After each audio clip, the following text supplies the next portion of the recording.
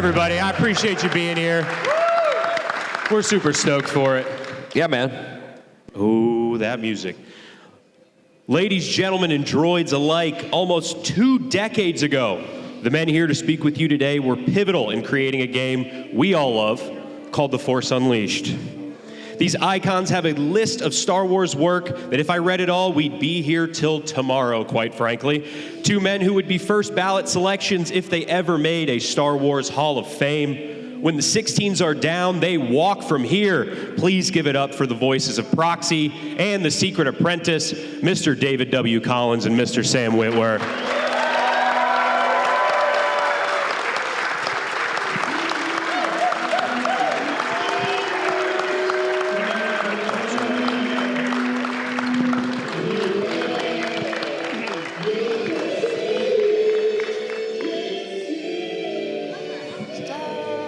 Killer. Is that from the Twitch stream? It is from the Twitch stream. Darth Vader, Secret Apprentice.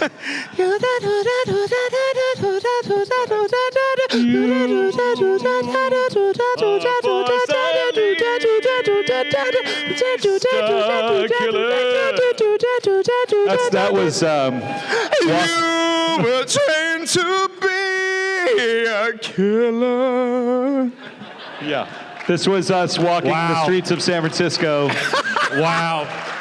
Sometime around the launch of the first game. Yeah, that was our useful feedback. Oh, can we show you the theme? Sure, yeah, show it to us. Yeah. Oh, cool, let's create some lyrics for it. Yeah, that's right. Darth Vader, Secret Apprentice. That's what it.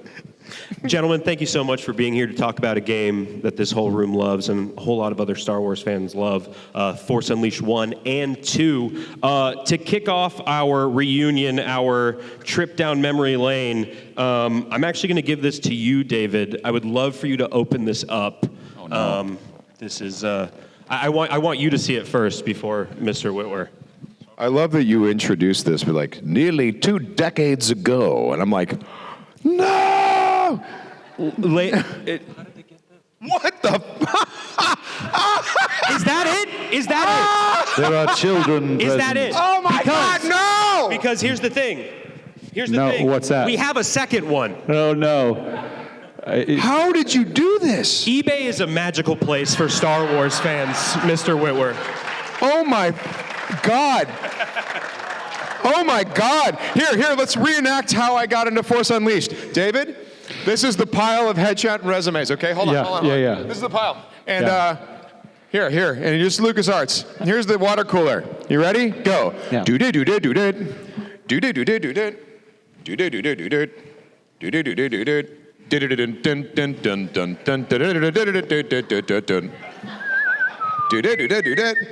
Oh, who should we audition?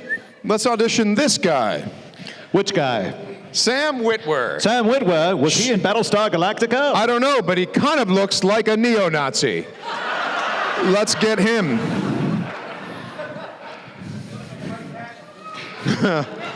We switched. That is a historical interpretation, not quite exactly. That's how it happened. This sounds like Metal Gear and Mario put together. Mario wasn't actually sneaking around when he was down there. He was just smashing turts. He was smashing turts. Yeah, smashing turtles. Smashing turtles. Gentlemen, when you guys look at that headshot, does that... Don't look at the headshot! We don't look at the headshot. Knowing that the headshot is staring you in the face next to you, does that transport you back to that time? I know you slipped that headshot in for the Force Unleashed, and it changed the galaxy forever. That's wow. Yeah, I mean, so the origin story is, I mean, so do you want to tell this one or I? No, you can. Okay. So Sam and I met in 2001 because my really good friend growing up went to Juilliard with Sam, and I had just started working at LucasArts, and he's like, hey, you should meet my buddy Sam. He's a huge Star Wars fan, really talented, really into Star Wars video games in particular. And Sam we just called each other because you had just moved to LA, and I was working on, I think, Star Wars Jedi Starfighter or something like that. And we just struck up this friendship, and for years we were kind of like watching each other. We just became friends like on the phone all the time, just like chatting about video games. I mean, at one point he actually was like, "Hey, did you ever play Fallout 2? Did you ever play Medal of Honor, Allied Assault, I think it was?" I said, "No, I haven't played either of those." And he's like, "Here," and he just like, we're in our early 20s. We have no money, and he's like, here are my CD-ROMs, and he just mails them to me to play. And I'm like, wow, who is this guy? Like, this is, it was just such a fast friendship. And so I remember I was working on Republic Commando, and I'm like, Sam, read for this, and he read for Scorch. I read for Scorch on Republic Commando. And then I was like, because I had started voice directing in 2004, 2005, started voice directing video games at LucasArts. And then Battlefront 2 came up. I'm like, Sam, read for Han Solo. Do you remember this? I read for Han Solo? You did, yeah. I think I didn't have the voice for it back then. No, he can do grumpy old Harrison Ford. That's right. But back then I was like, hey, I'm up here. But also, video voiceover, became like a growing part of your life. I remember, but anyway, it was just like, who are the actors? I'm trying to bring people in that I know are talented. It would be great. And then Amy Beth Christensen draws this picture of concept art for Darth Vader's Secret Apprentice, and I looked at it and I was like, dun, dun, dun, dun, dun, dun, dun. But you had, before this, you had longer hair and I shaved it off, and then she painted a picture of a dude with a shaved head who looked very much like that. Not entirely. She didn't make the facial features terribly specific, but it looked like that. And so my boss, Dara O'Farrell, who is, if you look him up, he's a legend in Star Wars video games and LucasArts adventure games. He was letting me voice direct. I'd done like Revenge of the Sith or something. And anyway, I didn't want to bother him yet again with, hey, I've got this actor that's really great. But then he comes to me and he's like, did you see that picture, that concept art of The Secret Apprentice? I said, yeah. He goes, that looks like your buddy. And I said, I know, right? That looks like my buddy. And he's like, yeah, all right, you do this. Give him a call and get his headshot and resume and just get it. We'll just slip it in the pile. We'll reenact it. I'm at my brother's rehearsal dinner for his wedding. And I'm like... Yeah, okay, ready? Ring, and ring. my flip phone, by the way, flip phone. Yeah, ring, ring, ring, ring, ring, ring. Hello? Samikin! Oh, hey, David. I'm at my brother's rehearsal dinner. I can't really talk right now. You're where? I'm at my brother's rehearsal dinner. I can't really talk. Cool, you have a second? Wait, what? What's going on? Can you step outside just for a second? Sure. Just be a second. I am now in a stairwell. Real story. Yeah. Stairwell. So, just for a second. This is like fall of 2006. I think. No, 2006. Yep. I know, David. I'm in the past right now. Yeah. Okay. Oh, I'm sorry. I don't mean to give you today's date. Sorry about that. Really fast. Before you get back to your wedding, can you send? Darth Vader has a Secret Apprentice. Oh God! Oh God! And I fell down the stairs. Yeah. Darth Vader has a Secret Apprentice. Apparently, Revenge of the Sith is wrapped, and we're thinking about what's next in Star Wars. They've come up with this character. Can you send me your headshot and resume? Wait, hold on. Star Wars is done. What are you talking about? He's saving a Secret Apprentice. Don't worry about it. Don't tell anybody. Just send me your headshot and resume. Okay, fine. Why? Why? Because it's a video game. Why would you need to know what it looked like? It's not just voiceover. What does that mean? Just send me your headshot and resume, and we'll be in touch. Oh wait, who's your agent again? I don't know. Okay, all right. We'll just send it. We'll figure it out. Okay. Bye. Cool. And I sent him the stuff. That was it. Yeah. That was about right. Clap. That was a bizarre call. I'll never forget that call. I remember what that stairwell looked like, because I was like, Vader had a Secret Apprentice, and immediately the whole night, people, my brother's rehearsal dinner is like, what's great about Mike? And I'm thinking, what's great about the idea of Darth Vader having a Secret Apprentice is, it was like, Well, and so it was an interesting time at Lucasfilm because, Revenge of the Sith had wrapped, and we didn't know anything about the sort of secret formation of, what would become Lucasfilm Animation or the Clone Wars, and there was a real, at least what I was told, a real sort of charge to the divisions of the company to figure out what was next for Star Wars, and that was one that LucasArts took very seriously, and they came up with a very, very ambitious plan. In fact, they called their next game, they just called it Star Wars 2007. It shipped in 2008, but it was called 2007. Star Wars 07 is what it was called forever. Like it was this next, big chapter, and And so the story that Hayden Blackman came up with, who's just a genius, he was the writer and project lead, but also a great comic book writer. We were branching away from voiceover. We weren't set up to talk to theatrical agents. We weren't set up to do any on-camera auditions. We had to figure all that out. We were a company that did voiceover auditions with voiceover agents and voiceover talent. And what was great was, Sam, you had just done Battlestar, you had just done Dexter, and those happened to be the vice president of LucasArts' 2 favorite shows at the time. And I think you were in Always Sunny with Glenn, too, and he loved that show. And so when he saw your resume, he's like, get him in, bring him in. And we auditioned you in October of '06. And my whole thing with the audition, I go in and I see the concept art, and I'm like, oh, I guess, yes, that does actually look like me. And I saw a bunch of Lucasfilm people looking at me and looking at the concept art and looking at me. So I thought that was a good sign. But then there was the bad sign. The bad sign was this. The audition sides didn't really suggest a type of character. They were good, but some lines tell you what kind of guy you're playing, and some lines you can read them 50 different ways. So I said, guys, how do you want me to read this? I can read this. Who's this guy? I can read him 50 different ways. And the director goes, which must have been Dara, I guess. It was Dara. Yeah. And Hayden, he goes together. Yeah, and I felt like Hayden was there. Hayden, I think, said it was on tape. Was he there? I thought Hayden was there. I thought he was there. Yeah. It was Matt Omernick, the art lead, was Matt there was definitely there. Yeah. And so, he said, yeah. I said, this could be read 50 different ways in terms of who this guy could be. And he said, go ahead, then read it 50 different ways. So I'm like, well, okay.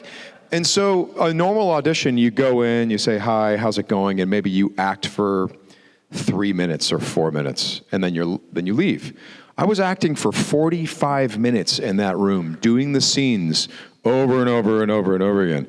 And one in particular, there was a scene where Starkiller is meditating. He's meditating and he's assembling his lightsaber with the Force. And when I was meditating, I did the scene different every time, different types of characters. But I started the scene the same every time, which was, I was like, my fists were, I was white knuckling it, and I looked all tense when I was meditating like this, and my whole body was tense. And then I'd come out of it and I would do it different. Eventually, and it was either Dara or Hayden. I think it was Hayden. I feel like it was Hayden. He goes, Sam, you did it different every time, but I'm confused. You did the meditation part the same every time. You were really tense. I'm like, yeah. He's like, why? He's meditating. Why are you so tense in the meditation? And I said, he doesn't know how to do that. And he's like, what do you mean? I'm like, when would Vader have taught anyone how to meditate? That is not in his best interest. This guy's doing what he thinks meditation is, and he's trying to make the pieces go together. And I was started going off on this tangent, and I saw people behind the glass, Lucasfilm people go. And I was told by Hayden, is like, that was when everyone was like, that guy. Yeah, it's that guy. It. He's a Sith, yeah. You put a lot of thought into it, and that 45-minute audition, it was like an audition and a callback and a second callback and a screen test all in one. All in one, yeah. And I was reading across from you because I was reading across from everyone that had auditioned, and there were some really good auditions, there were some really not good auditions. There was nothing like Sam's audition. It was like an instantaneous, like we had to go back and we had to show it to everybody and get it, but we all knew. I remember calling you secretly in the cab on the cab ride to the airport going, I can't really talk right now, but that went really well. Like, Well, and I'm just thinking, like, I hope I didn't embarrass my friend in front of all of his coworkers, Oh my God, quite the opposite. Then after that, no one believed that I knew you, which kind of worked to our advantage. So they're like, he's amazing. You don't know. Just get back and make your sounds. It was pretty great. Yeah, that was fun. For the game, the tagline that I've heard in behind the scenes, and I'm sure you guys heard a million times, was kicking ass with the Force. This guy's done his homework. I was literally mouthing that as he said it. I'm like, he doesn't know this one. He does. Sam, I'm so sorry, but this is literally my library of Force Unleashed stuff with the minifigures. Kicking ass with the Force, right? Yes. Well, so, yes. Hayden Blackman, he's kind of like a coach, he's got this sort of like coach-like energy, and the team grew to be 150, I think, worldwide, at least over 200 people, but at LucasArts, we filled, at the Letterman Digital Arts in San Francisco, we filled that theater we had to do it in the movie theater in order to seat everybody. And so we met once a week, and he's like, you know, what's the name of the game? And everyone went, Force Unleashed. Yeah. So what's the name of the game? Force Unleashed. What's the, who are you? Starkiller. No, Starkiller wasn't a thing. More on that later. Starkiller was not a thing. Darth Vader's Secret Apprentice. Darth Vader's Secret Apprentice. What's the main gameplay? Kicking ass with the Force. And what's the theme of the story? Redemption. That's it. Once a week, we all did it like to just stay focused on the same thing. You know, and it was, the gameplay was, you know, the elevator pitch is if you force push somebody, it's a cannonball. going through multiple walls. Yeah. Mm-hmm. You know, because it's like those Unleashed figures that came out at the time, if you remember those. It was like, just take it and make it a satisfying game for that medium. Right. You know, but there was also sort of the weight of what comes next. Is this canon? Or, you know, we were told, yes, we want to make something canonical. We want to make, you know, that. See, no one had ever told a story between trilogies. Right. I mean, Revenge of the Sith had just come out, you know. So all and of George had a lot of input in it. You know, like he had a lot to say about what that time period was, how Darth Vader would train an apprentice, and what that stuff all had to feel like. You know, so yeah. Yeah, he would be isolated, lonely, be torturous, and his only friend is constantly trying to kill him. That's right, Proxy. Which in the original script, Proxy, every 5 seconds was trying to kill you. In the original script, Proxy makes like 8 attempts on your life in the original script. And I remember one of my favorite ones was this, and this was cut from the, I believe we shot this, but this was cut from the game. Proxy, at some point, it's a dark room, and Proxy steps forward, and Starkiller is like tired, and he's like, oh, okay, Proxy, does it have to be right now? Okay, all right, what do you got? And he's going for his lightsaber. Okay, what do you have? And walking out of the darkness is Anakin Skywalker. And oh, that's right. And Starkiller just goes, I don't know if I'm aware of this one. Well done, Proxy. Okay. And he lights up his lightsaber, unaware that this is his master. This is Darth Vader. He has no idea. And at that point, me and David, and they were trying to shoot other things at the time, me and David are like, wait a second, let's talk this over. If Vader, listen to me. David, if Anakin Skywalker and his fighting style was programmed into this droid, and it was kept separate from Starkiller, that would seem that is a significant model that can only really mean that Vader built Proxy the same way he built 3PO, and then if he built Proxy, he would have had to train against all of the holographic Obi-Wans and different Jedi, blah, blah, which means he would have tested the Anakin program. Vader fought Anakin. And we're like, oh my God, Vader fought Anakin. And then so, you know, Dara's like, guys, keep it down. We're shooting. We're shooting. Shut up. Literally, we were like literally yelled at us. Candy store, like, okay, oh, what if this is, you guys, seriously, we're gonna kick you out of the room. And we're like, it happened. Oh, we're sorry. Sorry about that. Sorry, Dara. Sorry. But did you think about the fact that Vader built Proxy and that he actually fought Anakin Skywalker? Okay, we'll talk about that. Never mind. I'm sorry. It's fine. That happened. First week of shooting. Speaking of which, we shot. I mean, because it was a collaboration with ILM, so we actually went and did their whole camera rig, and you know, Sam and Cully Fredrickson, who was General Coda, so amazing. Good. Adrian Wilkinson, Natalie Cox, Sam. I know I did it. Tom Kane did it. I can't remember if Kat Tabor did it, but yeah, she did. We all did this like this facial mocap. It wasn't even mocap. Oh, yeah, no, Kat didn't do that. Capture. Yeah. You know, and all these different expressions, and then we shot the thing one-on-one with all of these, you know, the infrared cameras, and created a mini volume in a recording studio because it was just facial mocap, and then the other actors were behind camera feeding lines, and we did all the lines together as an ensemble. We did a table read. We did the whole thing. I mean, that was why it was so incredibly different than doing, you know, Republic Commando or something like that, where you go into the studio, you get the lines, you direct them. Traditional voiceover for video games. This was like rehearsing a play. And because we were doing all those reads and all that stuff, they had this idea that they're like, okay, we have our cast here, we really love it, we can see there's a chemistry here, this is great. We don't have Proxy yet, we haven't casted Proxy yet, but you know, this is working out. We're going to get some celebrity at some point, some funny guy to play Proxy. But in the meantime, David, why don't you read Proxy? Can you just read for Proxy? Sure. You want me to read Leia too? Because I'll read Leia. Yeah, read Leia too, please. True story. He did. I'll read no Bale. joke. I'll read Bale because we don't know if we're getting Jimmy Smith. Bail Organa, we don't know if we have Jimmy Smits yet, but we did. But eventually, yeah. And so Vader, I had to read Vader. You did a great Vader, fantastic Vader. But yeah, eventually what happened is that Proxy started making us all laugh a lot. And then there were all these whispers of like, do you think maybe it's just David? And then there were more talks of, do you think it's David? And then eventually people were going up to Hayden. Like I remember going up to Hayden, and I was not the only one. People were now going up to Hayden Blackman from the team, going, do you think maybe it's just David? And eventually I went up to Hayden, and my argument was this. I'm like, look, I know the people you want to hire, or the person you're targeting for Proxy. But can I be honest? You're just going to get that person into a studio, and then you're going to direct them to do what David is already doing. So does that seem like a good expenditure of time? Like, does that seem wise? And then I also said, Anthony Daniels was never supposed to be the voice of 3PO. He was on set, and he was delivering the performance, and he was creating the chemistry with Luke and, R2-D2. But Lucas was always like, yeah, I'm going to get like Richard Dreyfuss or something. I don't know. And eventually, the voice actors that came in were like, George, the actor that's in the suit actually sounds pretty right for the. No, Richard Dreyfuss though. And eventually, George conceded that like this version of Anthony Daniels was 3PO. The same thing had happened with Proxy. So I said that to Hayden. I'm like, history is repeating itself. Just give it to David. I mean, is it working? Well, yeah, it's kind of working. Well, then why don't we keep it working instead of? We might really shoot ourselves in the foot if we go in any other direction. Yeah, and at that point, I was really glad that I called you at that wedding and pulled you out.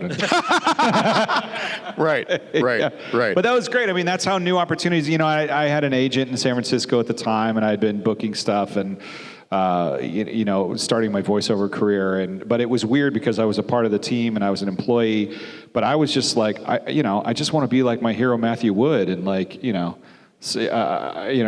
an actor, but I'm a sound person. Again, that whole George Lucas ethos of if you're a creative person, there's a lot of outlets for what you want to do and a lot of interests. And like I said, I've said this a few times this weekend. I was a theater kid, and sound was sort of a way of telling stories, and I was just a massive Star Wars fan, and that just naturally kind of comes out, and I'm around all these incredible actors, and we were having the best weekend. I mean, we went out to dinners, we really bonded, because everyone was flown in to San Francisco, and it was like this little crew it was like a week or two maybe. But I was there for 2.5 weeks. And then we had to keep bringing you back. And then came back, and everyone really got to like each other too. That was the thing. Yeah. The whole crew and the cast and everyone was like, we were having fun. We were hanging out with our buddies. Yeah. I'll never forget, Dara O'Farrell was the guy who directed most of the scenes. And Dara O'Farrell, his name is spelled D-A-R-R-A-G-H. D-A-R-R-A-G-H, because it's probably Gaelic, Irish. Yeah. Dara's from Ireland. So I'll never forget, they had a pronunciation guide on the wall. So every time you walked into the studio, there was Shock T, Kazdan Paratus. And then there were all these Star Wars names, different characters and stuff like that, and then eventually someone wrote on the bottom of the sheet, then they put Dara's name, Dara, D-A-R-R-A-G-H, and then they broke it down, Daragaha. So Shakti is Shakti, Dara, Daragaha. Got it. Nicknames were pretty common at LucasArts back then, so yeah, we always had nicknames for each other. Yeah, they called me James Mason for some, I don't know why. And so Dara was like Daragaha. Daragaha. Yeah. Thinking of the game and the scale of the game, you guys were using DMM and Euphoria and talking about the story. Was it a 50-50 split between the way the story influenced the tech, or was the tech more influencing the story, or was it kind of balanced or unbalanced like Starkiller himself? Or it was at every level wild ambition. And that really was, I think what LucasArts was trying to do, we had just moved into this new building, this gorgeous campus that George Lucas had gifted his ILM and LucasArts. On the Presidio. On the Presidio in San Francisco. It's still there. And we 2005 was like the most banner of all banner years in terms of LucasArts' success, because it was Mercenaries, Republic Commando, Revenge of the Sith, the video game. And then which was date, and then Battlefront 2 came out that fall, day and date with the Star Wars original trilogy for the first time ever on DVD. And so the vice president of marketing of Lucasfilm, Jim Ward, who did that great Episode 1 trailer that was in front of the Waterboy and Meet Joe Black, and he had done the special edition marketing, he became the president of LucasArts, and he thought big. And he took Battlefront from what it was and said, no, this is the game we're going to push with the original trilogy on DVD. I'm sorry, Battlefront 2 was with Revenge of the Sith on DVD in the fall of 2005. Battlefront 1 was with the trilogy DVDs. But anyway, he thought really big. LucasArts was doing extremely well. We had Empire at War going. We had the Thrillville franchise going. We had, we didn't even know about the Clone Wars yet, but that was coming, and we ended up doing a lot of games for that too. But The Force Unleashed was like, we are all chips in. All chips in on this. We are going to have new technology, new story, new team, new consoles, new game intellectual property, new gameplay, new everything across the board. And that's why we shipped a year late. We're just going to figure it out, and there was a lot of R&D that was happening to make LucasArts try and be, at the cutting edge. And Grand Theft Auto 4, I think, beat us to the punch with Euphoria. Yeah. Because we were late. They came out and used the Euphoria technology. We were using it also in the Indiana Jones game that was in development at the time.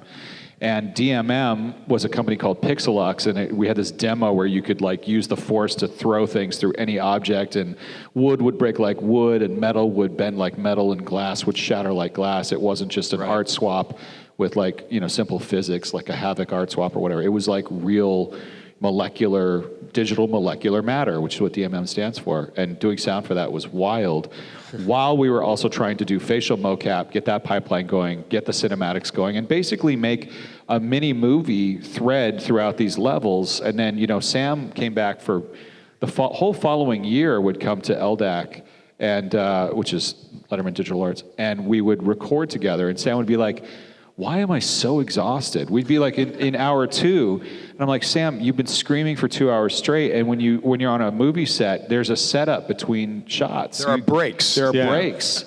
You're powering through. Let's take a break. Let's take a break, because we've got a lot more to get through, or we'll pick it up tomorrow or whatever, But that was, and then Matt Sloan coming in because Chad Vader, those YouTube videos were so incredible, and we got him in to audition, and Natalie Eisenberg is Shock T, and Steve Bloom was one of the stormtroopers, and they improvised. I said, okay, now you're spinning around in the air and you're doing all this stuff, and he's just like, oh no.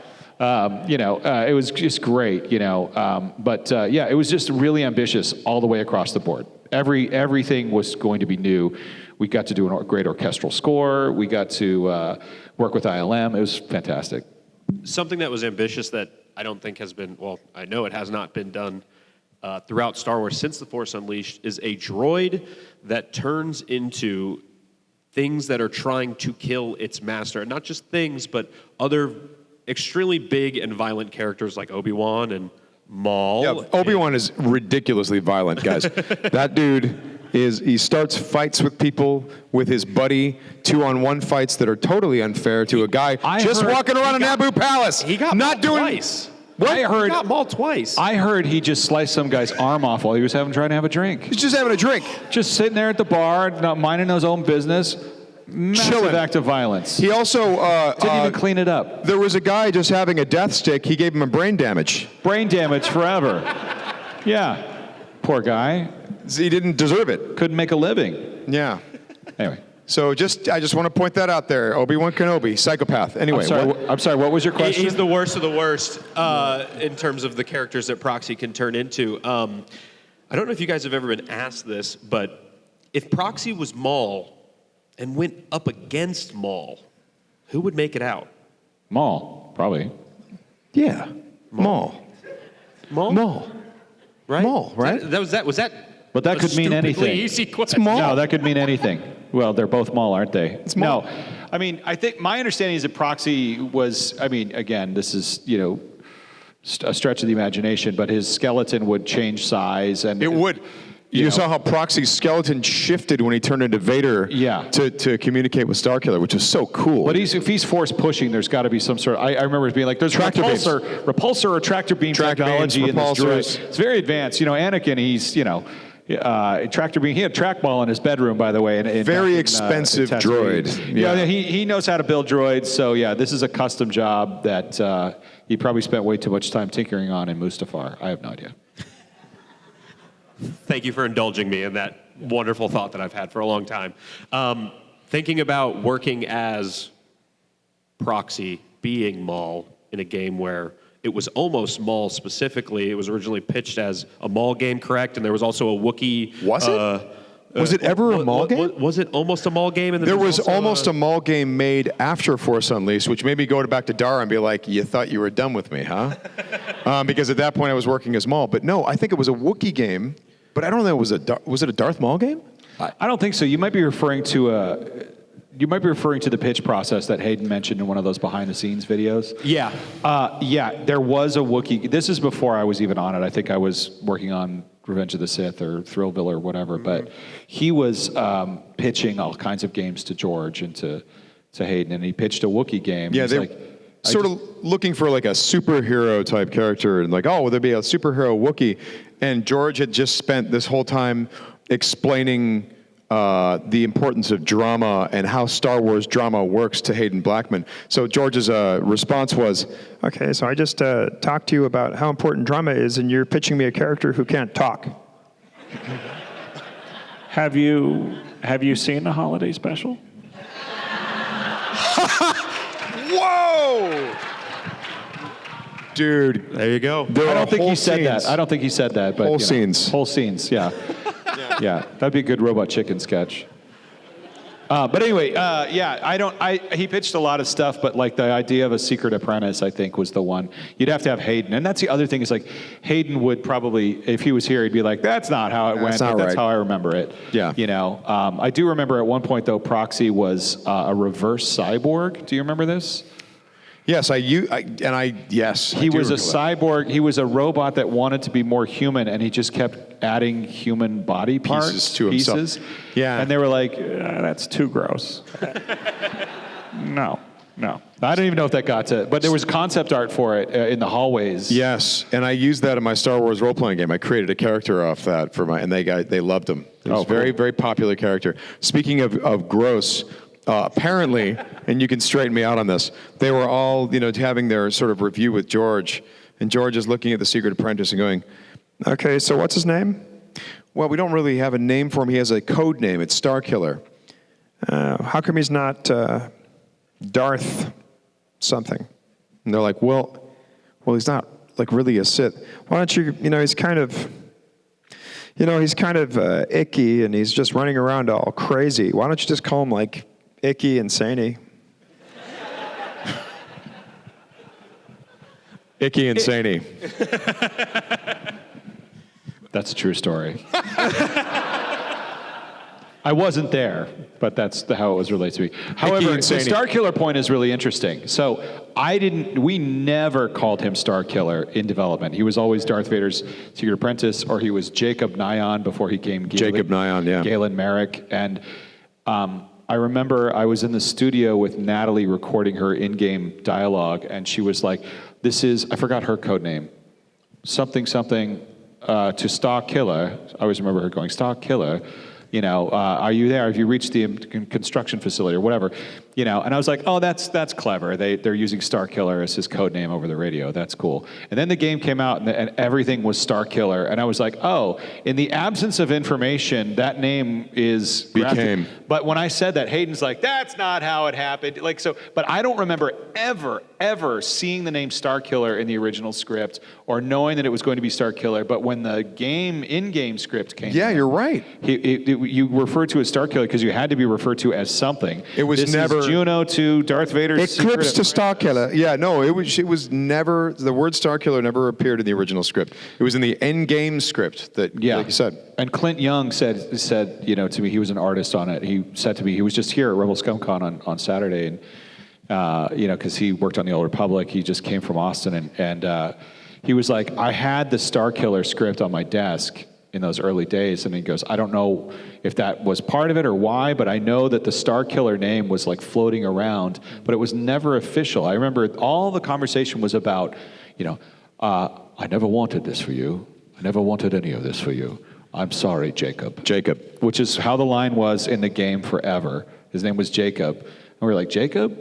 And he's like, well, look, you got Luke, you got Ben, you got all kinds. Jacob's fine, it's fine, And that was Hayden's argument. We're like, fair enough. But it was, I never wanted this for you, for Tom Kane. Yeah, it was I'm Jacob. sorry, Jacob. And we had to pick it up. We cut that, and then eventually when Sean Williams wrote the novel, he called him Galen Merrick.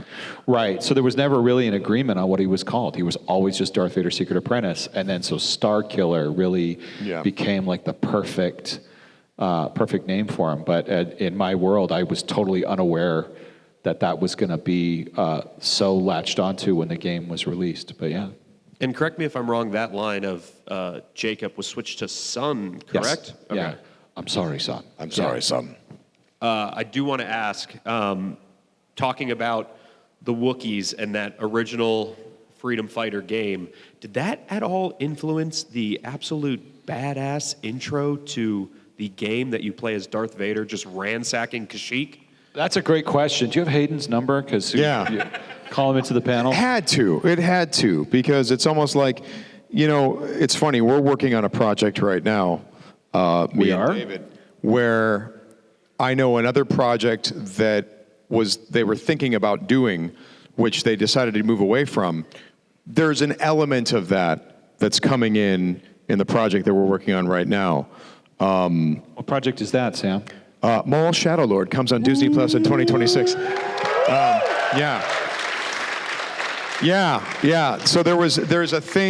there's a big moment in there, and it's absolutely them completing the wish fulfillment of this other project that they were thinking they were going to do for a second before we moved on to Shadowlord. So we've been working together for like 18 years now. Yeah.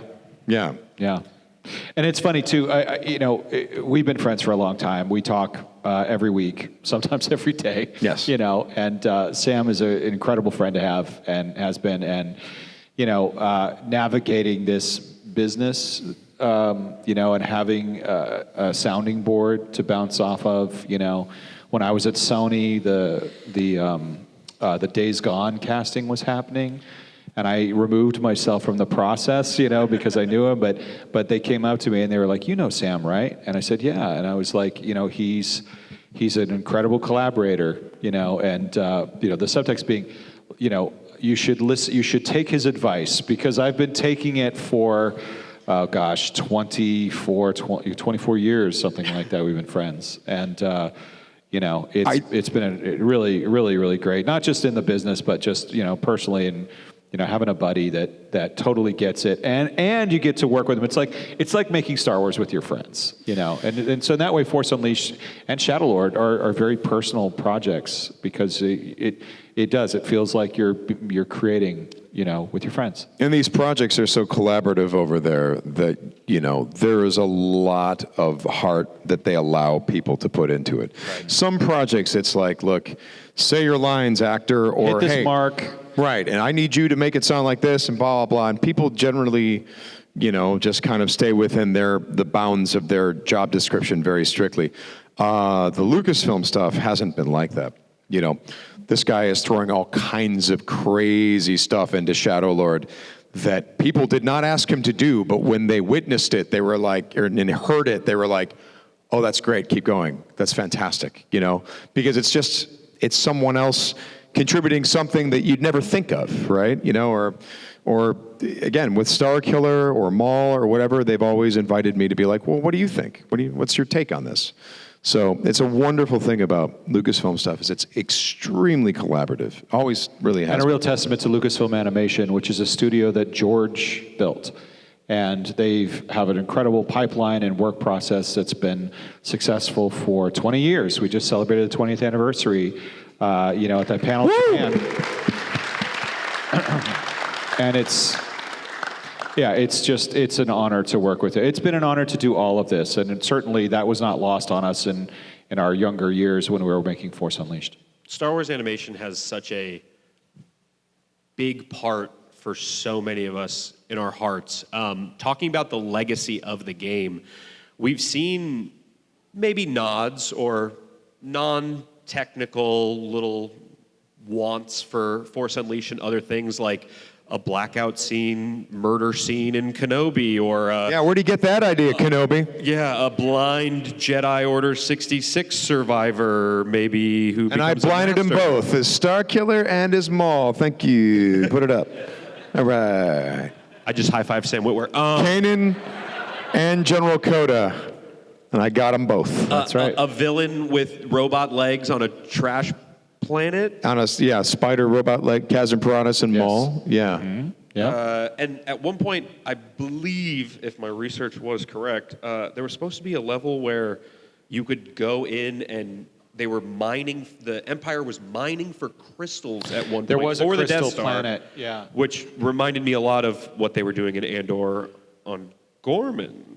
Deep Substrate foliated calcite. Piero tells a great story about that. He goes, I did a play with him, and he's like, his consonants are just. I had a teacher that was like, consonants are the best defense against any orchestra. This was a musical, anyway. But yeah, the Lucasfilm animation stuff. I remember seeing a Force Repulse when Savage Press. Sauvage Press did it, and it was framed and animated just like it was Like in Force Unleashed. And that's really Dave Filoni. He's incredibly collaborative. I mean, if you read The Courtship of Princess Leia in 1994 or 95, and you learned about Dathomir and the Night Sisters, and he brings it in. I remember when there were that Trandoshan episode, they called me and asked for my Republic Commando shotgun sound so they could incorporate the Trandoshan slaver shotgun into the episode with Ahsoka and Chewbacca. Yeah. Like he's wonderful in that way. And or seeing like those, after, in the Clone Wars finale, you have Maul fighting against Ahsoka, and Maul is trying actually not to kill her the whole time, being like, I'm trying to get you to save the galaxy with me here. And it's, a fight, he doesn't know how to fight. But then the dark side takes over, Order 66 happens, and now Maul has no weapon. But I think it was very much on purpose that Dave had Maul going full Force Unleashed on all the clone troopers. Yeah. All of his moves and taking people and throwing them and all this stuff. And quite literally, I remember I was at LucasArts and I got a call from the casting assistant that was like, hey, Dave wants 2 of your cast members from Force Unleashed in the Clone Wars. Can you give me the numbers and the agent's contact info for Adrian Wilkinson and, hold on, I have it here, Sam Witwer? And I said, yeah, of course I can. And I immediately, hold on, I'll shoot you an email, And they ended up becoming, part of the Mortis arc, the Gods arc, Adrian and Sam, which was really kind of a precursor to Maul, which that phone call came a couple years later. Yeah, the Maul thing happened because of Mortis, and Mortis happened because of Force Unleashed. So, I pretty much owe this guy everything, basically, right there. We thank you, David. Sam is in Star Wars because Sam is brilliant. Opening a door is one thing, but walking into the room and being able to create magic is a whole other thing. That being said, Dara had this wonderful quote where he said 90% of directing is casting, and the way he put it was, what you want to do is you want to find the right person, put them in the booth, let them perform, and sit back and say to yourself, man, they are absolutely brilliant, and I'm brilliant for putting them there. And I was like, and then he gave this great Dara laugh, and I was like, well, and I was like, oh, that's hilarious. But I just knew when I met Sam, get this guy in Star Wars as fast as possible because it was just obvious, the talent and the passion and just the click. There's a certain energy that you just pick up on, and that's why we've been friends for so long. And talking about things like Andor and Maul, how do you guys view you got a room full of people here who love The Force Unleashed, both games. How do you guys view the legacy of that game? You talk about campfires a lot in some interviews. Yeah. It's one of our favorite campfire stories. How do you view the legacy of that game? The fact that I have every week since I did The Force Unleashed, the fact that every week someone's asking me about it, sometimes every day or every other day, that's great. I like that, and because I think it was a worthy campfire story. I think Hayden wrote a fantastic, beautiful story, and I always say this thing about Star Wars. It's campfires, right? Like when people want this book to line up with this video game or this television show, I get that impulse. But Dave actually taught me this. There was a mall thing that I was doing that wasn't part of the Clone Wars. It was I think it was for an audiobook. And there was something that was not consistent with something we did in Clone Wars. And I got a hold of Dave, and Dave is like, well, that's good. I'm like, it's not. It's going to be confusing and blah, blah. I'm doing it. Shouldn't I ask them to change it? And he's like, no, don't ask them to change it. Over in that world, that's how it happened. Over in this world, it's the way we did it.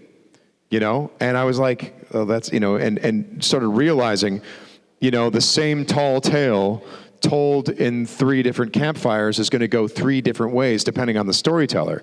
What did George Lucas say about Star Wars? He's like, yeah, Star Wars is ultimately, told through the point of view of R2-D2 because in those stories, R2-D2 is saving everyone all the time. So that's R2 being like, these guys would go nowhere without me. They're nothing.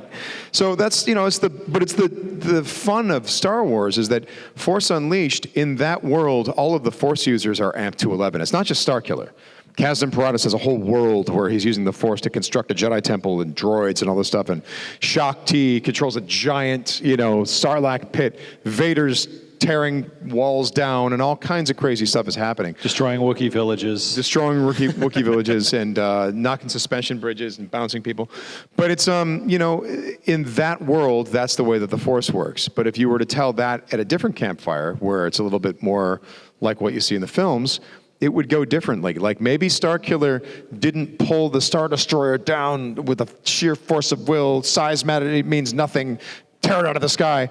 Maybe that's one campfire. Another campfire is like, Starkiller, tear it out of the sky. And he's like, you got it. And he goes, huh, and he goes like that. And suddenly the pilot on the Star Destroyer is like, huh. And he pushes down on the throttle, on this, because that's what I would do. Be like, pull down the Star Destroyer. I'd be like, mind trick the pilot. Boom. Whew. But it's, again, those details. Does Ahsoka have a blue lightsaber or a green lightsaber at the Siege of Mandalore? It depends on your own point of view. A certain point of view. In terms of legacy of the game, I think Sam does have a better perspective on this because, I just want to say something about you, if I may, about my friend Sam. I was, The Force Unleashed was a very difficult game in terms of how ambitious it was. And in the end, we were pulling long hours. Video games are software, and software is unpredictable. And I was working late, and Sam would just call me at he knew I was still in the office at 11 p.m. How's it going, man? How you doing? Oh, I'm good, but they want these international mixes by tomorrow morning. You can do it. I know, but I'm so tired. You got this. It's going to be great. It's going to be great. When I remember when Republic Commando came out, and I read a review that really bummed me out, because when you're working there, you don't know what fans like you think. I would have loved that game as a kid. I would have loved it if I wasn't working on it. But you see a lot of, when you're in the eye of the tornado, you see a lot of the negative and none of the positive. It's a horrible thing about human nature is that we obsess over these things. And Sam would be he would come back from cons and he's like, I'm telling you, David, I sign a lot of Starkiller stuff. I'd be like, you do? Yeah, I'm telling you. He's been saying this for over a decade. Or I'd say to him, I saw Republic Commandos at the con. You're like, what? You did? Yeah, someone built out the costumes. There's Republic Commandos running around everywhere. Yeah, and so he was really this beacon of hope that was telling me, you got to come. And that's why I started doing celebrations and I remember thinking, I wish the rest of the team could see it because that game is the product of 100 souls working their tails off to try and make something special. Right. They all are. All of these creative endeavors are. There's so much passion, and shout out to the LucasArts team of Force Unleashed and everyone on that team, many of whom, have moved on, but some are still going at ILM and Skywalker Sound, and we're lucky to have been a part of that special project. David, in a behind-the-scenes featurette, there's a quote that I very much enjoy from you. You say, When you place these characters into the saga, they are so pivotal that you can't imagine the saga without them. I agree, but also for both of you, you are so pivotal that we cannot think of the saga without you. So thank you so much. And guys, Sam Witwer and David Collins. Thanks, guys. Thank you, guys.